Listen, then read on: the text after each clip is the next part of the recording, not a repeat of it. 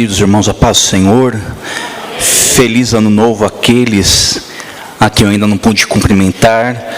Antes de mais nada, eu quero agradecer a confiança do pastor Clementino, nosso presidente, dos demais membros da diretoria e a sua confiança também. Esperamos ser úteis à Igreja de Jesus Cristo e estamos à disposição dos irmãos. Por favor, abra a palavra de Deus no Evangelho segundo Marcos. Eu serei breve. A mensagem está baseada no capítulo 6, do versículo 30 ao 44. Porém, eu farei uma leitura mais resumida. Lerei apenas do 35 ao 39. Marcos 6, 35 ao 39, resumindo o contexto desse grande milagre. Todos encontraram? Amém. E como o dia já fosse muito adiantado, os seus discípulos se aproximaram dele e lhe disseram: o lugar é deserto e o dia já está muito adiantado. Despede-os para que vão aos lugares e aldeias circunvizinhos e comprem pão para si, porque não têm o que comer. Ele, porém, respondendo, lhes disse: dai-lhes vós de comer. E eles disseram-lhe: iremos nós e compraremos 200 denários de pão para lhes darmos de comer? E ele disse-lhes: quantos pães tendes? Ides ver. E sabendo eles, disseram: 5 pães e 2 peixes. E ordenou-lhes que fizessem assentar a todos em grupos sobre a erva verde. Maravilhoso Senhor, Tu és bom, o Senhor aqui nos sustenta, somos dependentes de Ti. Nesse momento peço que o Senhor venha nos abençoar com a Tua palavra, Senhor, que ela não volte vazia, mas fale ao nosso coração, para a nossa edificação, para a nossa transformação, nossa semelhança contigo, que o Teu nome seja glorificado através do bem na vida da Tua igreja, em nome de Jesus, amém. Irmãos, esse milagre, a primeira multiplicação dos pães e dos peixes, é narrado nos 4 evangelhos. Jesus multiplicou pães e peixes 2 vezes, mas somente a primeira multiplicação é narrada nos 4 evangelhos. A segunda é narrada apenas por Mateus e por Marcos. E esse milagre acontece quando os discípulos retornam da missão que Jesus tinha dado para eles, de percorrerem as aldeias, pregarem o evangelho, efetuarem curas e libertações no poder de Deus. Os discípulos estão voltando e estão ansiosos para dar o seu relatório para Jesus. Porém, esse reencontro é interrompido pela multidão, que descobre onde está Jesus, descobre onde estão os discípulos. Ou seja, Jesus havia chamado eles para um lugar deserto, para que eles pudessem repousar, para que eles pudessem se reencontrar, para que eles pudessem confraternizar, ouvir o seu relatório, para que eles pudessem se alimentar, porque eles sequer tinham tempo para comer. E surge uma interrupção, uma multidão de gente com fome de palavra, necessitada de cura e necessitada de pão. E atendendo a esta interrupção, nós vemos esse grande milagre que é registrado nos 4 evangelhos. E em muitas rápidas palavras, eu quero compartilhar com os irmãos 3 lições que a multiplicação dos pães e peixes, a primeira multiplicação, ensinam a respeito do ministério do obreiro, do ministério da igreja, do ministério do crente, do serviço do crente. E que lições são essas? Em primeiro lugar, o nosso ministério, o nosso trabalho, ele tem um fundamento. ele tem uma base, ele tem um grande elemento que o direciona. E que elemento é esse? Você pode chamar ele de compaixão, você pode chamar ele de empatia, você pode chamar ele de misericórdia, você pode chamar ele de amor, mas a verdade é que Jesus vê aquela multidão, sente compaixão dela, porque são como ovelhas sem pastor, e porque ele ama, porque ele tem misericórdia, porque ele tem empatia, ou seja, a capacidade de sentir a necessidade do outro, Jesus age. E o Evangelho de Lucas usa uma expressão muito linda para relatar esse mesmo milagre.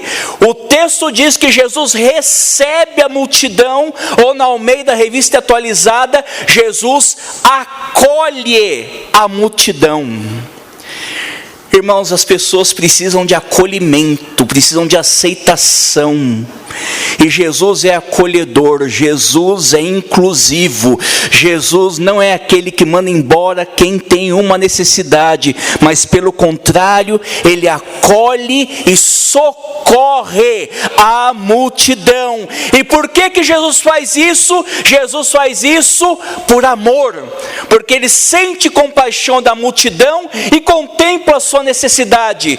Irmão, ministério é nada mais, nada menos do que transformar o amor por Cristo, o amor pelo próximo em ação. Quem ama, age. Quem ama, faz alguma coisa. Quem ama, não é indiferente à necessidade. Quem ama, aceita abrir mão da sua privacidade, do seu repouso e até mesmo do seu sustento, porque os discípulos estavam cansados, com fome, e precisavam ter um momento em particular. A multidão surge, mas quem ama não considera o ser humano uma interrupção, mas entende que o ser humano, imagem e semelhança de Deus, é a nossa vocação de exercer e colocar o amor em prática. Ministério é nada mais, nada menos do que agir por amor a Cristo. Pedro, tu me amas, apacenta as minhas ovelhas. Você ama Jesus? Faça alguma coisa por aquele que está necessitado, seja necessitado de palavra, seja necessitado de cura, seja necessitado de libertação e seja necessitado de pão, porque a igreja, os discípulos de Jesus, é o povo que não é indiferente à necessidade, e responder à necessidade com acolhimento e socorro. No nome de Jesus, a gente cumpre aquilo que está em Romanos 15, recebei uns aos outros no amor de Deus, e no poderoso nome de Jesus a gente ministra socorro, a gente ministra cura, a gente expulsa os demônios, a gente prega o evangelho, a gente anuncia o perdão de pecados.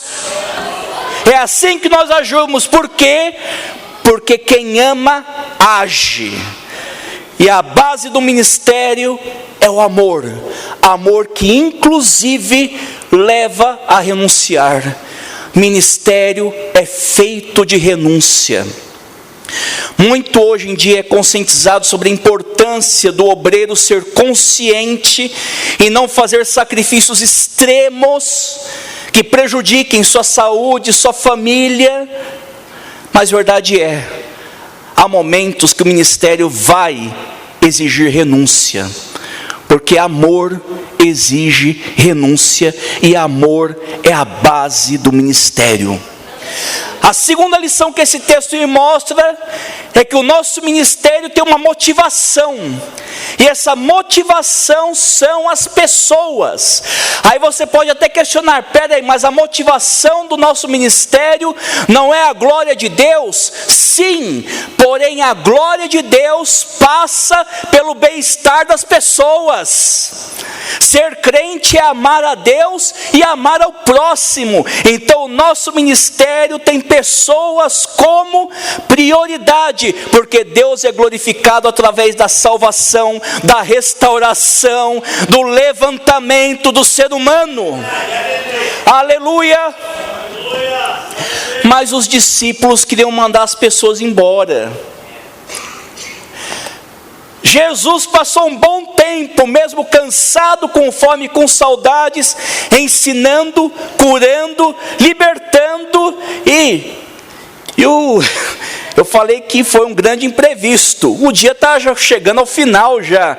Aí os discípulos chegam e falam: olha, mestre, já está ficando de noite, o pessoal tem que comer, manda embora a multidão para que eles vão comprar pão. Você não é chamado para mandar as pessoas embora. Parece que tem gente que tem prazer de mandar os outros embora. Não, irmão, Jesus não me chamou para isso não. Eu prefiro ficar no hino 144 da harpa. Ele diz: vem Assembleia de Deus, e louvemos ao nosso grande Deus Salvador. Que negócio é esse de ter prazer de mandar os outros embora? Não, vem para cá, porque Jesus está aqui no nosso meio e Ele tem solução para o necessitado. Os discípulos queriam mandar a multidão embora, mas nós não podemos mandar as pessoas embora sem uma solução, porque não foi isso, para isso que Jesus nos chamou.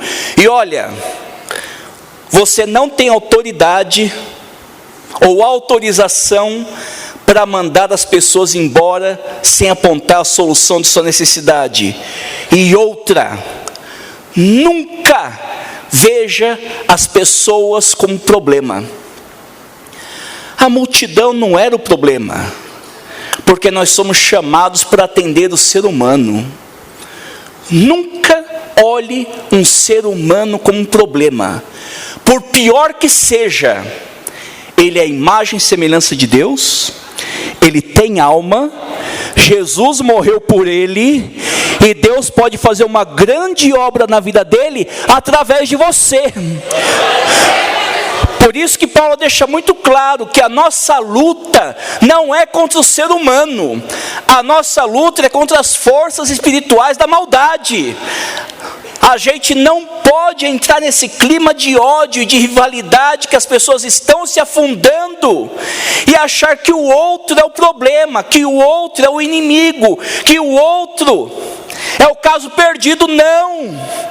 A gente olha o ser humano do jeito que Jesus olha, com compaixão, porque entende que são pessoas necessitadas de algo da parte de Deus, e você pode ser instrumento para alcançar essas vidas. Vai mandar ninguém embora. Então o que a gente faz, Jesus? Dá de comer para elas. Aí a gente chega no grande dilema do ministério. A gente está cercado por uma multidão que está com fome, e Jesus olha para mim e diz: não vai mandar embora, e é você que vai dar de comer para elas. E a gente não tem o recurso, porque o lugar é deserto, não tem onde venda pão, e mesmo que tivesse onde vende pão, não tem o dinheiro.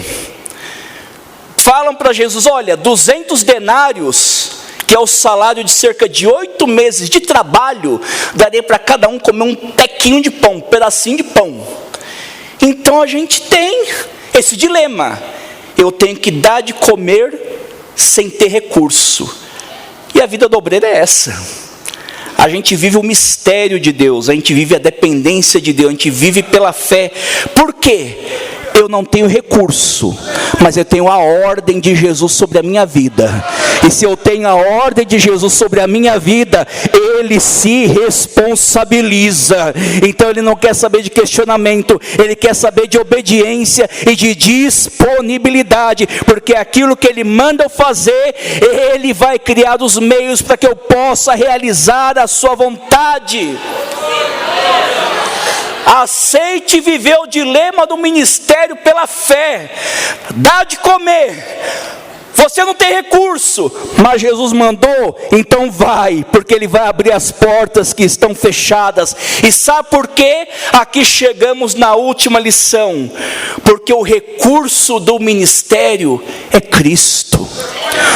O lugar era deserto, não tinha dinheiro, não tinha padaria, mas Jesus estava naquele deserto. É Jesus que é o nosso recurso. E como diz o hino 515, se Cristo comigo vai, então eu irei. Se Ele mandou dar de comer, eu vou dar de comer. E é nesse momento que Jesus testa os discípulos. Escuta, Jesus nos testa também. Ele quer saber o que está no nosso coração, o que está na nossa mente. Ele nos examina. Ô André, será que 200 contos resolve? Ih, Jesus, de onde vou tirar 200 contos? Ou seja, Jesus sempre está querendo nos fazer refletir aonde está a nossa fé. Aonde está a nossa confiança? Aonde está a nossa visão? No recurso limitado ou naquele que deu a ordem? E aí Jesus manda procurar. Quantos pães vocês têm? Ou seja, tem algum voluntário aqui que queira colaborar? Porque Jesus sempre vai usar pessoas. Esse é um grande princípio. Deus age através de pessoas. Quando Ele manda os discípulos dizer: quantos pães vocês têm? Vão ver. Jesus está pedindo para procurarem um voluntário, porque Ele usa pessoas. Entendeu? Você pode não ter nada, você não pode ter recurso nenhum, mas você ainda é uma pessoa. E isso faz de você um recurso valioso na mão de Jesus. Como Paulo diz, nós somos como vasos de barro, mas que temos um tesouro precioso dentro de nós. Deixa Deus te usar. Se voluntaria para Jesus, faça parte do grande milagre que Deus está realizando. Faça parte, não assista, não seja espectador, mas se envolva. Porque Jesus usa pessoas. E eis que surgem 5 pães e 2 peixes. Ouçam, Marcos não menciona o menino. Porque o menino, o recurso do menino virou o recurso da comunidade. Por isso que Marcos nem cita o menino. João já cita que foi um menino que doou. Mas naquele momento, o pão já não era mais do menino. O pão era da comunidade e o pão vai para a mão de Jesus. E uma outra coisa muito importante. Temos aqui 5 pães e 2 peixes. E João registra um detalhe importante. 5 pães de cevada. Não era pão de trigo. Era pão de cevada. Aquele menino era pobre. Porque o pão de cevada era o alimento dos mais pobres. E vejam, como às vezes é regra. Os mais pobres costumam ser os mais generosos. E é assim na igreja até hoje. Aquele que podia ter o pão de trigo, não comparece. Mas aquele que só tinha o pão de cevada, coloca o recurso dele na mão de Jesus. Vamos mudar esse quadro? Vamos mudar esse quadro? Se Deus te abençoou, coloca o teu recurso na mão de Jesus. Se Deus tem te abençoado, não queira mais ser um espectador, mas coloca o teu recurso na mão de Jesus, o teu tempo, o teu talento, o teu serviço, a tua força, a tua saúde, a tua oferta, o teu dízimo, porque quem sustenta a igreja são os mais pobres da igreja. Porque muita gente arruma emprego e sequer se preocupa em ajudar a manter funcionando a igreja que ele congrega. Vamos mudar isso. Se Deus colocou um pão de trigo na tua mão, coloca esse pão de trigo à disposição da comunidade, na mão de Jesus. Mas Jesus pega o pão de cevada e os peixes, e a Bíblia diz, manda eles sentar em grupos. E finalizando, Jesus usa pessoas, e muitas vezes os mais humildes, teu coração mais aberto para Jesus. Abra o teu coração para Jesus.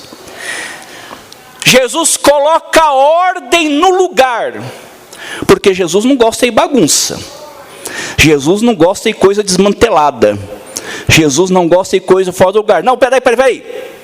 Multidão é uma coisa, muvuca é outra. Vamos sentar em grupo. Existe uma relação, irmãos, muito importante entre ordem e beleza. Porque no grego, a mesma raiz de ordem está ligada à ideia de beleza. Aquilo que é organizado é bonito. Então Jesus não somente coloca ordem no local, mas deixa bonito o ambiente. E existe um teólogo chamado Hans Urs Balthasar que diz que o alvo de Deus é trazer de volta a beleza para a criação. Por que isso é importante? Porque a Bíblia conta com seus obreiros para colocar ordem na casa de Deus, porque Jesus não gosta de coisa desmantelada, e Ele quer ordem para efetuar e realizar o milagre. E o recurso vai parar na mão de Jesus. E é lá que tem que estar o teu recurso. Coloca na mão de Jesus. Mas é só um pãozinho de cevada. Coloca na mão de Jesus. Porque na mão de Jesus seu recurso é abençoado. A Bíblia diz que Jesus abençoa o pão daquele menino pobre, os 2 peixinhos daquele menino pobre, e começa a vir pão. E vem pão, e vem pão, e vem peixe, e vem pão, e vem peixe, e vem peixe, e vem pão, porque aquilo que está na mão de Jesus é abençoado e é multiplicado. Coloca a tua vida na mão de Jesus, coloca teu ministério na mão de Jesus, deixa teu recurso na mão de Jesus, porque de lá vem a bênção e de lá vem a provisão. E finalmente Jesus é a provisão para todos. Porque enquanto os discípulos estavam se questionando, será que 200 denários resolve cada um comer uma casquinha de pão? Irmãos, o final foi melhor que o começo, porque todo mundo comeu à vontade. Quem é que já foi em almoço de crente? Um culto que durou o dia inteiro, todo mundo entregando jejum. Irmão, teve gente com certeza comeu mais que um pão, mais que um peixe. Sempre vai ter aquele irmão abençoado que, vocês sabem, mas todo mundo comeu até se fartar. E eles levantaram 12 cestos cheios de pedaços. 12 é o número que representa o povo de Deus, porque Jesus é provisão para todos. Jesus é provisão tanto para aquele que chega necessitado, quanto para o ministro que dá para comer. Ou seja, Jesus tem provisão para todos. A sobra é maior do que o recurso inicial. E finalmente, nunca se esqueça das lições da multiplicação dos pães. Esse milagre é repetido nos 4 evangelhos, porque é considerado um grande milagre de Jesus, e em 3 momentos é chamada a atenção para que os discípulos não se esquecessem dele. Em primeiro lugar, a Bíblia diz que no dia seguinte a multidão voltou e queria mais. Primeira lição que eu tenho que aprender com esse milagre é: Jesus sempre quer algo maior para a gente. Vocês comeram pão ontem? Comemos, Jesus. Viemos aqui para o bis. Olha aqui o bis de vocês. Eu sou o pão da vida. Aquele que crê em mim, se alimenta de mim e vive por mim. Ou seja, Jesus quer sempre me levar para um nível maior de intimidade, de profundidade, de crescimento. Segundo momento, a Bíblia diz que quando Jesus multiplica os pães, João relata que o pessoal ficou empolgado para fazer Jesus rei. E Jesus foi embora, que ele não queria saber disso. Por que é tão importante falar isso? Não confunda os propósitos de Deus. O reino de Deus não é desse mundo. Alguns comentaristas entendem que é tão frisado que ali tinha 5.000 homens, que era para deixar claro que ali existia um pequeno exército, que poderia começar uma pequena revolta ali, se Jesus quisesse. Mas Jesus não chamou você para fazer revolta, Jesus não chamou você para fazer bobagem, Jesus chamou você para fazer a vontade dele, que é boa, perfeita e agradável, que é socorrer os necessitados. Então não confunda os propósitos do Senhor. E finalmente, uma terceira menção desse milagre, Jesus fala aos discípulos, cuidado com o fermento dos fariseus. E aí eles começam a falar, Jesus está bravo que a gente não comprou pão, não passamos na padaria. Escuta, será que vocês não entendem? Será que a gente está entendendo, irmãos? Vocês já se esqueceram que eu multipliquei pão 2 vezes? Será que a gente está usando aquilo que a gente experimenta com Jesus como impulsionador do nosso crescimento? Porque os discípulos viviam esquecendo, viviam se atrapalhando. Eu não estou falando de pão, eu estou falando do coração de vocês. Tomem cuidado com a doutrina dos fariseus que vai contaminar vocês. Eu não estava falando de pão. Ou seja, sempre faça com que as experiências de Jesus sejam experiências de aprendizagem e que ajude você a estar sintonizado com as prioridades de Deus. Cuida do teu coração, e se você ama o próximo, se mova até ele em nome de Jesus. Dá ele de comer, dá ele de comer, dá ele de comer. Você sente que seu recurso é pequeno, o multiplicador do recurso está aqui, e é o dono da igreja, e é o teu Senhor que tem autoridade nesse negócio. Que Deus abençoe os irmãos em nome de Jesus. Glória a Deus.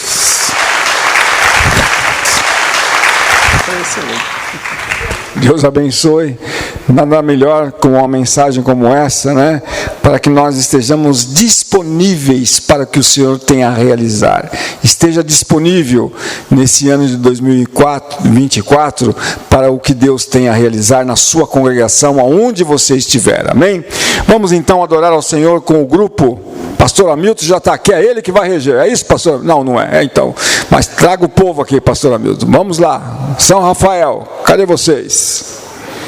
Olha só, hein? Que bênção. Maravilha. Aleluia.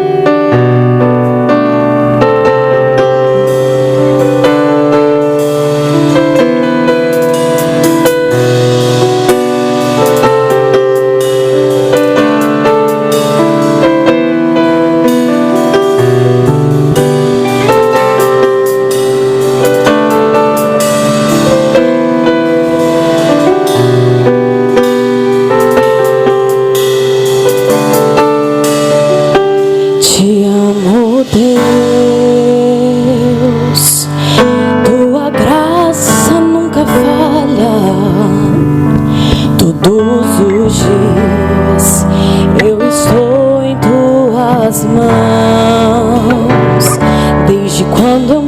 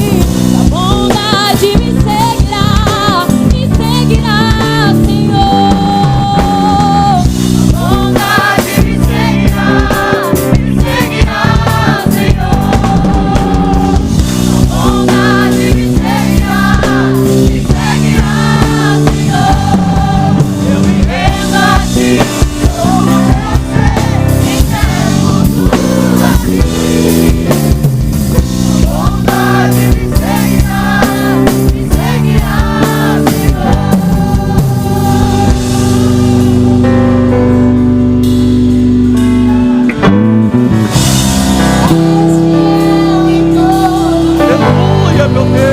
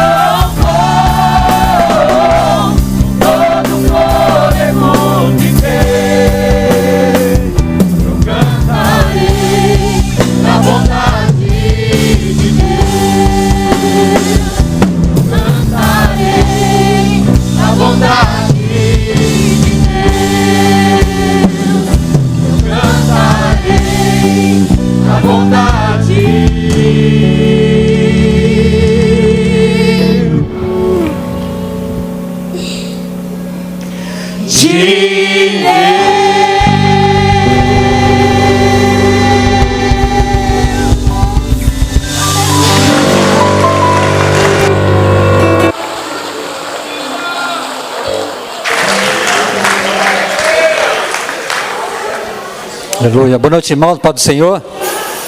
Deus é bom em todo tempo Deus é bom. Amém? Como é bom estar aqui louvando a Deus, com a participação da nossa regional 2. Deus abençoe grandemente essa regional. Obrigado, grupo de irmãs, uma bênção. Coral Unido, também o Coral Unido dos Irmãos, jovens adolescentes, parabéns, Deus abençoe. Também o conjunto e o grande coral que vimos louvar o Senhor nessa noite. Parabéns, Regi, parabéns, pastor Hamilton, por essa iniciativa de louvar a Deus em conjunto. Deus abençoe. Amém? Então eu quero aqui apresentar então a Regional 2 com as suas congregações, que tem sede no Parque Santo Antônio.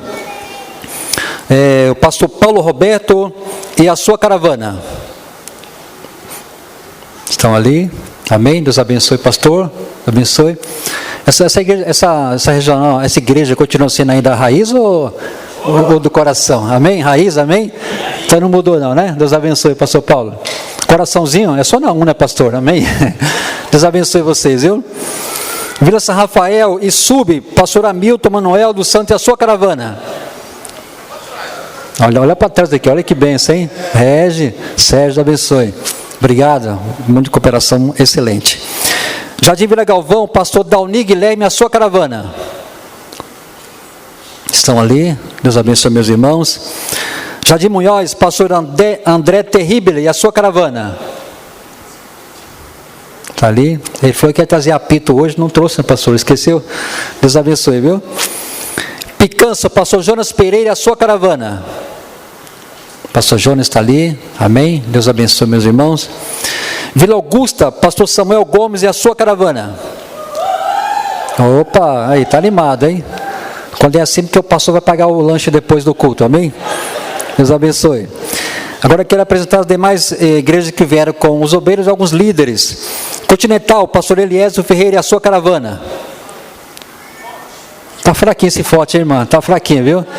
Mas é forte, né? Amém. Vila Galvão, pastor Aloysio Brito e a sua caravana. Está ali, olha que bênção, Deus abençoe, pastor. Jardim do Papai, pastor Lourenço Guarneri e a sua caravana. Amém. Que bênção. Sabatina, pastor Sérgio Leduíno e a sua caravana. Estão ali, obrigado, pastor Sérgio. Jardim Palmira, pastor João Barbosa e a sua caravana. Meu Deus, hein? Isso aí é cowboy, peão. Peão de Deus, amém? Deus abençoe. Se essa moda pega, hein? Meu Deus. Jardim Paulista, pastor Hilton Moreira e a sua caravana. Aí, bem comportado, Deus abençoe, pastor. Jardim Leda, pastor Felipe Guedes e a sua caravana. Ali, Deus abençoe, obrigado, Deus abençoe, meus irmãos. Também foi feita a convocação para que os pastores de outras regionais estivessem aqui. Onde estão os pastores que vieram, os obreiros? Fica de pé, por favor. Estão ali, amém, atendeu a convocação do nosso presidente para a eleição da diretoria. Obrigado, Deus abençoe a todos vocês. Muito obrigado. Então nós, junto. Pastor Ney.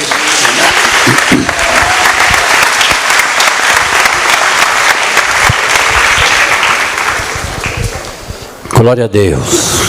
Parabéns aí para Vila São Rafael. Sábado passado tivemos lá, foi uma grande bênção, se alegramos muito. E hoje vocês estarem aqui. Deus que abençoe a todos que participaram desta reunião. Nós vamos colocar em pé, estaremos orando e agradecendo o Senhor. Glória a Jesus. Deus abençoe também os irmãos que estão na live, participando também deste culto. Que Deus abençoe a todos. Que a palavra do Senhor também foi ministrada nesta noite. Você leva no seu coração e glorifique ao Senhor. Glória a Jesus. Oremos então. Senhor nosso Deus e Pai, somos agradecidos a Ti por esta noite que o Senhor nos preparou. Estamos aqui na Tua casa, glorificando o Teu nome, adorando a Ti, ó Pai, ouvindo a Tua palavra, Senhor, que tem enchido nossos corações. E agora, ó Deus, nós estaremos retornando para os nossos lares e pedimos a Ti, leva-nos em paz, nos guarda, nos livra, nos protege. Dai uma noite de repouso seguro e tranquilo, Senhor amado. Grande Deus, é a bênção que pedimos e no nome de Jesus nós queremos Te agradecer, Senhor. Amém. Prepare para a bênção apostólica. Que o Senhor te abençoe e te guarde. Que o Senhor faça resplandecer o seu rosto sobre ti e tenha misericórdia de ti. Que o Senhor sobre ti levante o seu rosto e te dê a paz. Que o amor de Deus, nosso Pai, a graça de nosso Senhor e Salvador Jesus Cristo, a comunhão e as doces consolações do Espírito Santo esteja com cada um de nós, não só hoje, mas para todos sempre. Todos digam: está terminado em nome de Jesus. Vão em paz.